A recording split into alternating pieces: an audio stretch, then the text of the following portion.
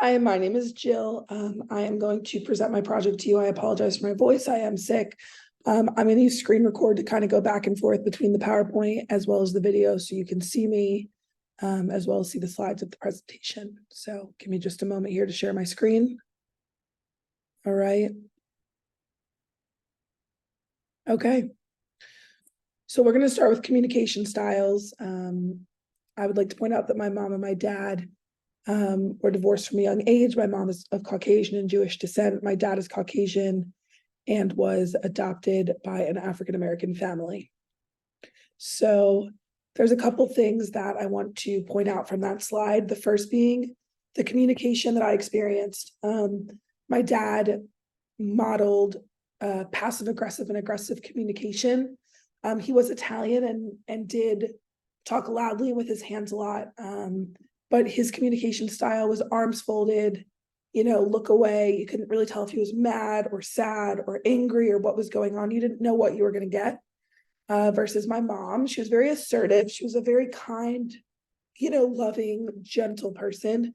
She made eye contact with you. Great verbal and nonverbals, really made you feel heard and seen. You knew what was expected, but when you messed up, as you inevitably were going to, the verbal and nonverbal back was very calm and wanted to teach, versus my dad wanted to defend as well as get you in trouble. Okay. So as far as my culture and what I identify with, it is Judaism. I identify with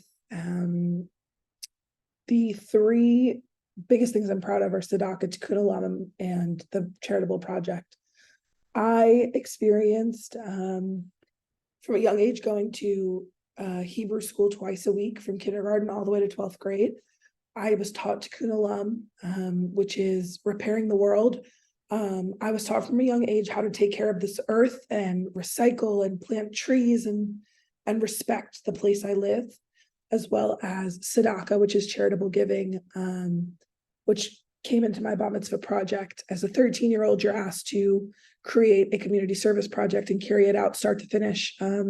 Those are three things I'm so proud of and so grateful that I grew up with, and probably the things I'm most proud of that I was given from my culture and heritage. Really just respecting the earth, respecting others, helping those less fortunate or not less fortunate, even those that aren't less fortunate still need help, and really just taking care of my neighbors as one as my own, which have all carried over into my own personal experiences. And there's also, of course, things I want to improve on. The three things I want to touch on are judgment, fear of differences, and the pressure to be perfect. So the judgment and the fear of differences, like I said, my dad was Caucasian, but was adopted by an African-American family.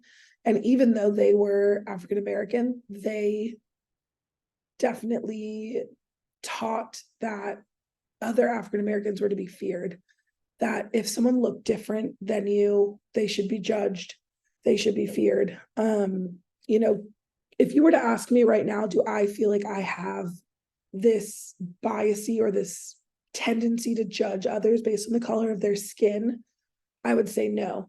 That being said, when I think of the unconscious bias I might have, if I go to travel overseas, for example, and I'm surrounded by people who look different than me, I get these not external moments of fear, but these internal pangs of awareness that definitely lead me to believe that I have this kind of unconscious bias, which is something I really want to work on.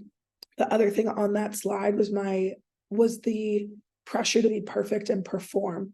I am a first-gen college student. My mom, my dad didn't go to college. I don't have siblings that went to college. Other people in my extended family did.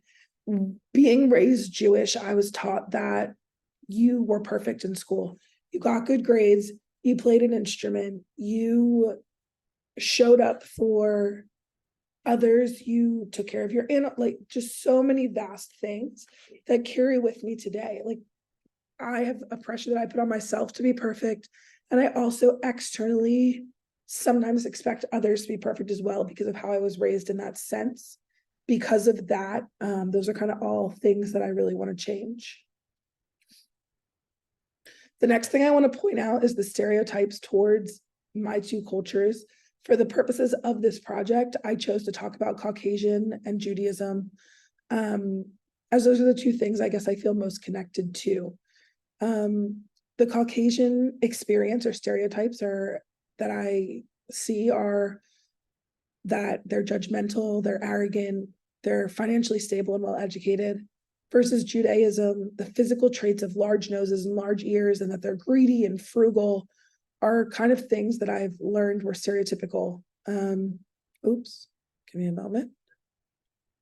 So the stereotypes for the Caucasian of being judgmental, arrogant, financially stable, well educated, all kind of stem, I think, from this portrayal. It's really the media. I keep wanting to go to the media. The struggles that have been portrayed or faced in the media of people who are African American or Hispanic versus people of white skin are so different. You don't see Caucasian people being shown on the news in a bad light for murder or a high-speed chase. You just don't. They always show people of different skin tones, which I think perpetuates those stereotypes. Versus in Judaism, I've had some personal experiences. I was teased a lot growing up for my nose, told it was too big, and told I had a Jewish nose. I also have been called a Jew for my spending habits in my adulthood, being frugal or just having a sense of wanting to save money, even though I have money. I've been told over and over again by people that that's a Jewish trait, which leads me to believe those are kind of the stereotypes. The next thing is stereotypes that my culture may hold of the world.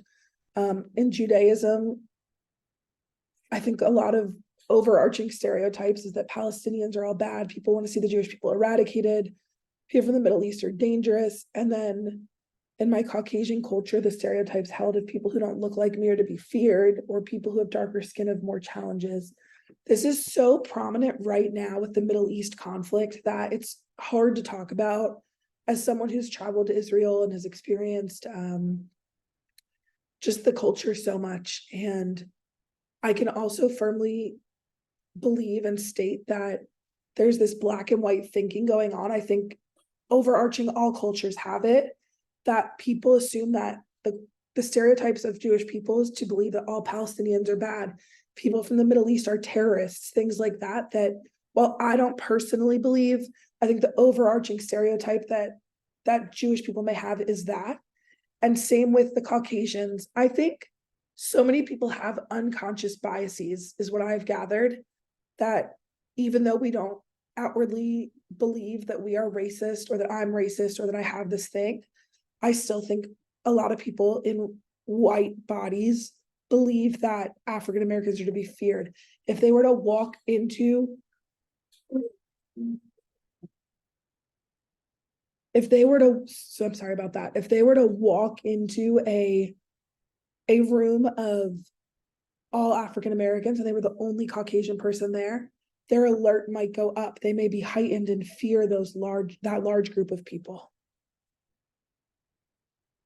The next thing is about substance abuse and culture.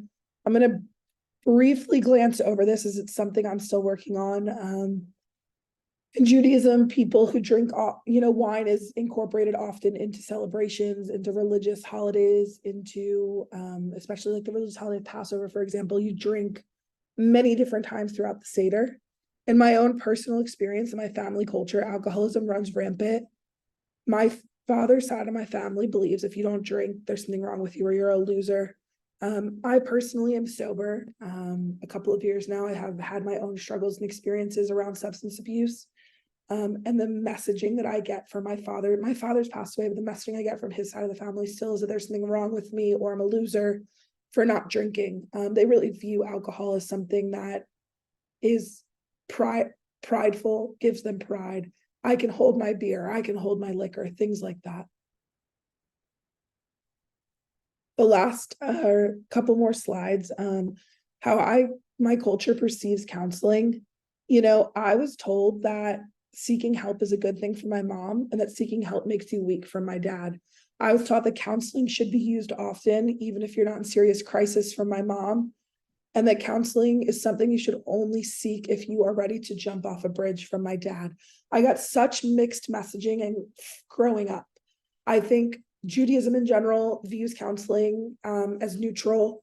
Growing up, we had access to counselors at synagogue. If we needed something to talk to, there were social workers that were employed by the synagogue and the clergy to be there. And I received messaging that counseling's okay, versus from my dad's side, receiving that messaging that there's something wrong with you if you go to counseling, that family secrets are for the family, not to be shared, things like that. The last two slides we're going to talk about is counseling within culture, using the GCU dispositional values of self-awareness, empathy, and psychological fitness, and then counseling other cultures, acceptance, cultural diversity, and amiability. There's a couple things here I want to talk about. All 6 of those dispositional values, I think for me, can be used both in and out of my culture. Really working with people to make them feel loved and accepted. I think it's really important to know the difference between sympathy and empathy. There's a big difference. You know, even if someone looks exactly like me, has the same culture, the same religion, the same sexual orientation, we're not going to have the same lived experience. So using that empathy and acceptance for others, the cultural diversity one, accepting and celebrating differences in diversity between clients and between me and you and him and her, is something to be celebrated. And I think creating an office space that celebrates that diversity and is a welcoming, inclusive space for all.